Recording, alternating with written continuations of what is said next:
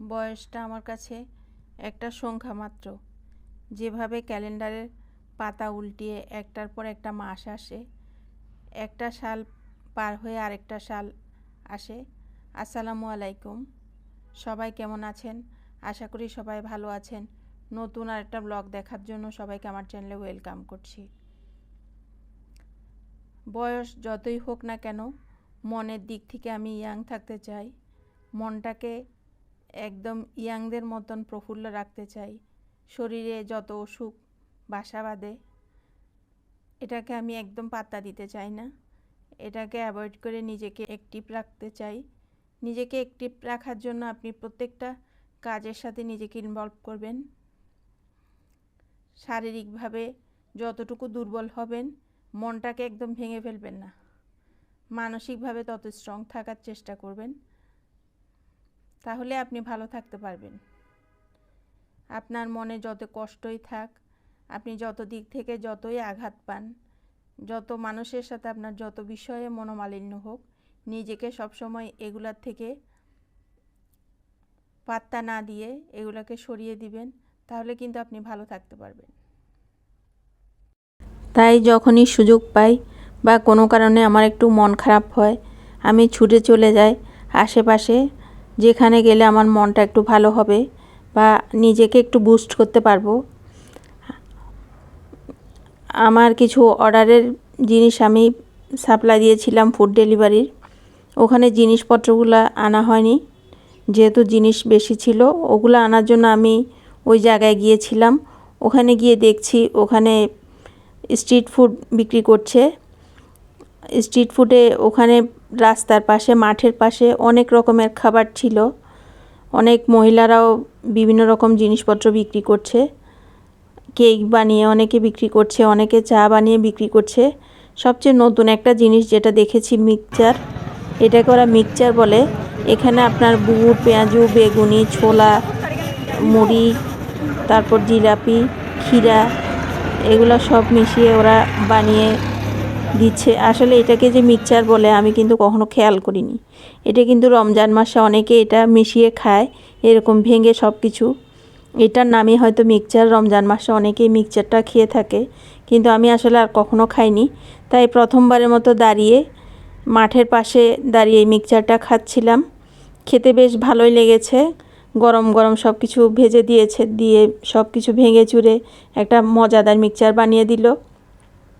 তারপরে একজন আপু চা বিক্রি করছে, ওখান থেকে একটু গরম গরম চা খেয়ে নিলাম। তারপর আশেপাশে যে সমস্ত খাবার বিক্রি করছে তার একটা ভিডিও ফুটেজ নিয়ে নিলাম। তারপর আরেকটা দোকানে গিয়ে দেখলাম ওরা রেশমি জিলাপি বিক্রি করছে। রেশমি জিলাপিগুলো বেশ মজা ছিল।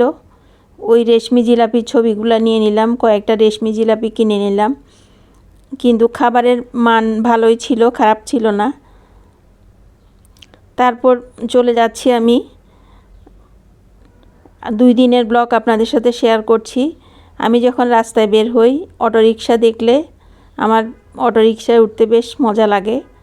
এই যে আমি অটোরিকশা থেকে নেমে রিকশার একটা ফুটেজ নিয়ে নিলাম, ভিডিও ফুটেজ, যেটা আমার কাছে খুব আনন্দ লাগে, মজা লাগে আমি অটোরিকশায় চড়ে কোথাও যেতে। তারপর আমি একটু কালুরঘাটের দিকে গিয়েছিলাম। যারা চট্টগ্রাম থাকেন তারা চিনবেন, ওখানে আমি একটা কাজে গিয়েছিলাম। কাজ শেষ করে আমি আসার সময় ওখানে একটা বাজারে নামলাম। নেমে কিছু বাজারের জিনিসপত্র নিলাম, কিছু মাছ নিয়েছি, কিছু সবজি নিয়েছি। এই যে কি সুন্দর ফ্রেশ সবজি।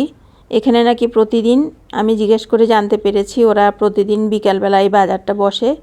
বিকাল থেকে ওদের এখানে প্রতিদিন টাটকা সবজি আসে। আর অনেক রকম মাছও ছিল। অন্যান্য জায়গার তুলনায় কিন্তু মোটামুটি মাছের দাম, সবজির দাম অনেক কম ছিল।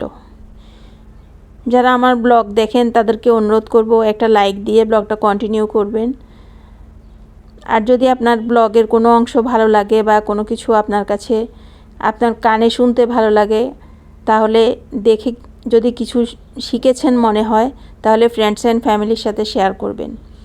এই যে আমি রুটি কাই করে নিজেই রুটি বানিয়ে ফ্রোজেন করছি। আমার হেল্পিং হ্যান্ড যে আছে সে রুটি বানায় অনেক মোটা করে, যেটা খেতে আমার মোটেই ভালো লাগে না। তাই আমি রাগ করে নিজে বানিয়ে এভাবে ফ্রোজেন করে রেখে দিচ্ছি, তাহলে সকালে একটু সুবিধা হয়। অনেক দিন থেকে আমি কিছু আমলকি এনে বাসায় রেখে দিয়েছিলাম চুলের যত্নের জন্য একটা তেল বানাবো, কিন্তু আর বানানো হয়ে উঠছিল না। এই যে এটা আমার গার্ডেনের অ্যালোভেরা গাছটা অনেক বড় হয়েছে। এখান থেকে আমি একটা অ্যালোভেরা পাতা কেটে নিয়ে সুন্দর করে পরিষ্কার করে ধুয়ে ছোট ছোট করে কেটে আমলকি, অ্যালোভেরা, কালো জিরা আর মেথি দিয়ে একটা তেল বানাবো। এই যে একটা পাতা কেটে নিয়েছি, কিন্তু আমি যতটুকু জানি এই অ্যালোভেরা পাতার থেকে একটা হলুদ রঙের কষ বের হয়। কষটা ভালো করে পড়ে যাওয়ার পর এটা ধুয়ে তারপর কেটে নিতে হয়। এই যে চুলায় আমি একটা পাতিল বসিয়ে দিচ্ছি 1 কাপ পরিমাণ নারিকেল তেল। এটা যে কোনো নারিকেল তেল দিয়ে করা যাবে, বাজারের কেনা নারিকেল তেল, প্যারাশুট অয়েল আমি 1 কাপের মতো দিয়ে দিচ্ছি। প্রথমে আমি আমলকিগুলো কুচি করে নিয়েছি, 100 গ্রামের মতো আমলকিগুলো দিয়ে দিচ্ছি। আমলকিগুলো একটু নরম হয়ে আসলে তারপর দিয়ে দিব একটা অ্যালোভেরা পাতা কুচি করে রেখেছি, ওইটা দিয়ে দিব। এটা সহ দুইটা একসাথে জাল করে তারপর কিছুক্ষণ পরে 1 চা চামচ কালো জিরা, 1 চা চামচ মেথি দিয়ে 20 মিনিটের মতো আমি জাল করব। জাল করে ঠান্ডা হলে তেলটা আমি ছেঁকে একটা কাচের বয়মে নিয়ে নিব। প্রথমে আমি 1 কাপ পরিমাণ দিয়েছি, এটা সিদ্ধ হওয়ার পর তেল যদি কমে যায় তাহলে আবার 1 কাপ পরিমাণ তেল দিব, অথবা হাফ কাপ দিলেও হবে। এটা এই তেলের মধ্যে জাল দিতে দিতে এটা যত পুষ্টিগুণ আছে সব তেলের মধ্যে বের হয়ে আসবে। আপনারা হয়তো খেয়াল করলে দেখবেন যে অ্যালোভেরা যে একটা গ্রিন কালার ছিল ওই কালারটা কিন্তু চেঞ্জ হয়ে গিয়েছে, আর আমলকিগুলোও একদম ভাজা ভাজা হয়ে গিয়েছে। এই পাতার যত নির্যাস আছে সব তেলের মধ্যে কিন্তু বের হয়ে এসেছে। যাদের অনেক বেশি চুল পড়ছে, এটা দেখছি আমি ফেসবুকে, ইউটিউবে সবাই বানাচ্ছে। এর সঙ্গে আরও অনেক রকম উপকরণ দেওয়া যায়, যেগুলো আমার বাসায় ছিল। বাসায় থাকা জিনিসপত্র দিয়ে আমি নিজের চুলের যত্নের জন্য একটা তেল বানিয়ে নিয়েছি। চুল পড়তে পড়তে বাসাটা যেন একটা সেলুন হয়ে যাচ্ছে, তাই ভাবলাম ঘরে তো সব উপকরণ আছে, একটা তেল বানিয়ে নিই। যারা আমার চ্যানেলে নতুন আসবেন তাদেরকে অনুরোধ করব আমার চ্যানেলটা সাবস্ক্রাইব করে দিবেন। আর আমি যদি আপনাদের চ্যানেলে গিয়ে নাও থাকি, নতুন বন্ধু যদি হয়ে থাকেন, আপনারা কোনো কিছু মনে করবেন না। আমিও সময় করে আপনার চ্যানেলে চলে যাব এবং আপনাকে বন্ধু করে নিব। যারা বুঝার তারা আপনার কমেন্ট দেখলেই বুঝে যাবে। এই যে আপনাদের সাথে কথা বলতে বলতে আমার তেলটা রেডি হয়ে গিয়েছে। আমি এখন একটা ছাঁকনি দিয়ে তেলগুলো ছেঁকে নিব। ছেঁকে একটা কাচের বয়মে রেখে দিব। রেখে দিয়ে তারপর আমি চুলে দিয়ে দেখব এর কেমন উপকারিতা আমি পাই। এমনিতে দেখি সব সময় সবাই বলে এটা অনেক চুলের জন্য ভালো অ্যালোভেরা, আর আমলকির তো পুষ্টিগুণ আছে, এর সঙ্গে মেথি, কালো জিরার প্রত্যেকটার আলাদা আলাদা পুষ্টিগুণ আছে। আপনারাও যাদের চুল পড়ার সমস্যা আছে আপনারা এভাবে ট্রাই করে দেখতে পারেন।